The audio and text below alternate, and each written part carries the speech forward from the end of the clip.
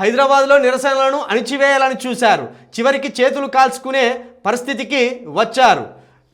నా అరెస్టు సమయంలో 60 దేశాల్లో నిరసనలు నేను ఎప్పటికీ మర్చిపోలేను. ఏపీ సీఎం చంద్రబాబు నాయుడు నన్ను అరెస్ట్ చేసినప్పుడు 60 దేశాల్లో నిరసనలు తెలిపారు. ఏపీతో పాటు హైదరాబాద్లోనూ నిరసనలు జరిగాయి. నేను ఎప్పటికీ మర్చిపోలేను.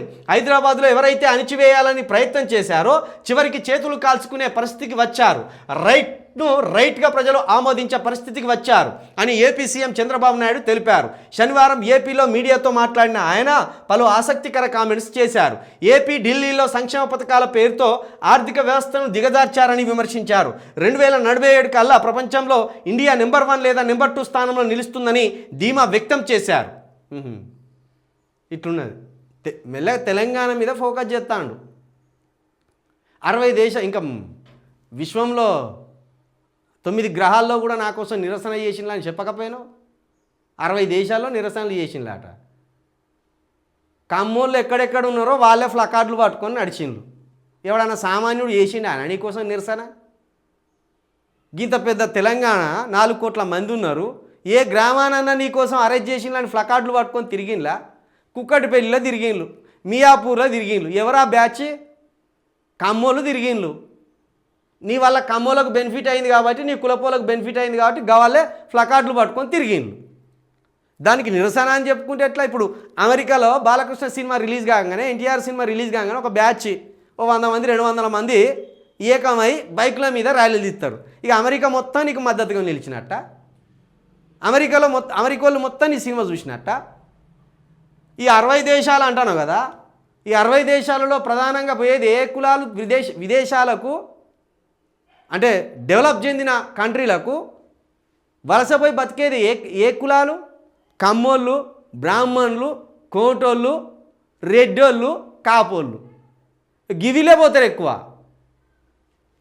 ఈ విదేశీ విద్య అవకాశం వచ్చింది కొన్ని పథకాల వల్ల.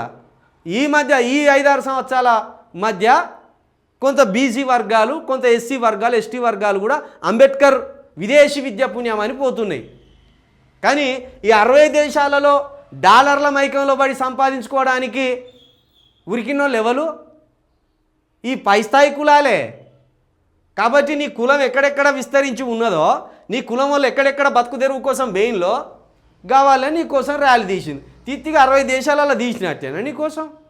ఇంకా నయం, జో బైడెన్ తీసిండు, ట్రంప్ తీసిండు, ఇజ్రాయెల్ దేశంలో తీసిండ్రు, ఆఫ్ఘనిస్తాన్లో తీసిండ్రు, ఆఖరికి రాకెట్ వేసుకొని పోయి అక్కడ కూడా చంద్రమండలం మీద ఒక ర్యాలీ తీసిన చెప్పుకోకపోయాను. పోయిందే ఉన్నది. చంద్రబాబు నాయుడు ఈ సిగ్గులేని మాటలు మానుకో ఇప్పటికైనా. ఇప్పుడు ఏంటిది? బీఆర్ఎస్ అణిచివేసింది నిరసన అంటే 100% అణిచివేస్తాం. ఇక్కడికి బతుకొచ్చిన మా ఏపీ ప్రజలకు బతుకుతేరు దిశ మాతో సమానంగా భుజం మీద చేసుకొని బతుకుతాం. కానీ తెలుగుదేశం జెండా పట్టి ఇక్కడ తిరిగితే ఖచ్చితంగా అణిచివేస్తారు. ఇంకా నీ విషపు మొలకలు ఇక్కడ ఉండాలా? ఇంకా నీ ఆంధ్ర రాజకీయ పెత్తనం ఇక్కడ ఉండాలా? ఇంకా నీ ఆంధ్ర బిజినెస్ పెత్తనం ఇక్కడ ఉండాలా? దీనికోసం మేము తెలంగాణ తెచ్చుకున్నది. మెల్లగా చల్లగా ఏదో మాట జారబోతున్నావు. 2047 కల్లా అట ప్రపంచంలో ఇండియా నెంబర్ 1 అవుతుందట. ఉంటావా? చూస్తావా? చూడు అప్పటి వరకు ఉంటే. ఎవడన్నా ప్రమోట్ చేసుకోవడంలో చంద్రబాబు నాయుడుకి మించిన గనులు లేడా? ప్రమోట్ చేసుకోవడంలో, తనను తాను ప్రమోట్ చేసుకోవడంలో ఆయనను మించిన గనులు లేడు. ఇప్పుడు వీళ్ళ కొడుకు లోకేష్ లీడరేనా? వీళ్ళ కొడుకు లోకేష్ బృహన్నల క్యారెక్టర్. అది బృహన్నల క్యారెక్టర్ అంటే తెలుసా? మహాభారతంలో బృహన్నల క్యారెక్టర్ అంటే ఇక అర్థం చేసుకోరు. లోకేష్ను లీడర్ అనుకుంటలేరని, లోకేష్కు లీడర్ లాగా మాట్లాడే భాష వస్తలేదని 5 ఏళ్ళు ట్యూషన్ పెట్టించిండ్లాటనే. 5 ఏళ్ళు ట్యూషన్ పెట్టించిండ్లాట. ఈ ట్యూషన్లో ఎట్లా మాట్లాడాలి అనేది ఒక క్లాస్, ఎట్లా నడవాలనేది ఒక క్లాస్, ఎలాంటి బట్టలు వేసుకోవాలనేది ఒక క్లాస్, ఎలాంటి రూపాన్ని ఒక షేప్ తీసుకురావాలనేది ఒక క్లాస్. ఎట్లుండే మనం ముద్దపప్పు ఉన్నట్టుండే 2014లో. ఏం చేసిండ్రు, ఒక గడ్డం తీసిండ్రు, ఇక్కడ తెల్లగడ్డం కనబట్టట్టు ఒక అట్లా పెట్టిండ్రు. అదంతా కూడా ఆ షేపుని తీసుకొచ్చేదానికి 5 ఏళ్ళు ట్రైనింగే ఇచ్చిండ్లాట. 5 ఏళ్ళు ట్రైనింగ్ ఇచ్చి రుద్దినా కూడా ఇప్పటికి కూడా లోకేష్లో లీడర్ క్వాలిటీయే లేదు. లోకేష్లో లీడర్ మాట్లాడవలసిన స్పీచ్లే ఉండవు. ఏదో తాండ్రి చాటు బిడ్డలాగా అదృష్టం వచ్చి పడ్డది. నీ కొడుకు లీడరు, నువ్వు లీడరువే.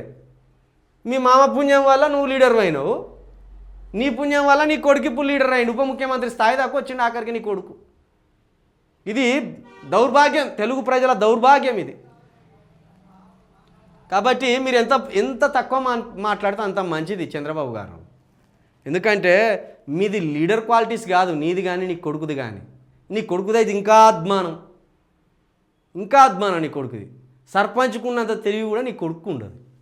బాగా గుర్తుపెట్టుకో.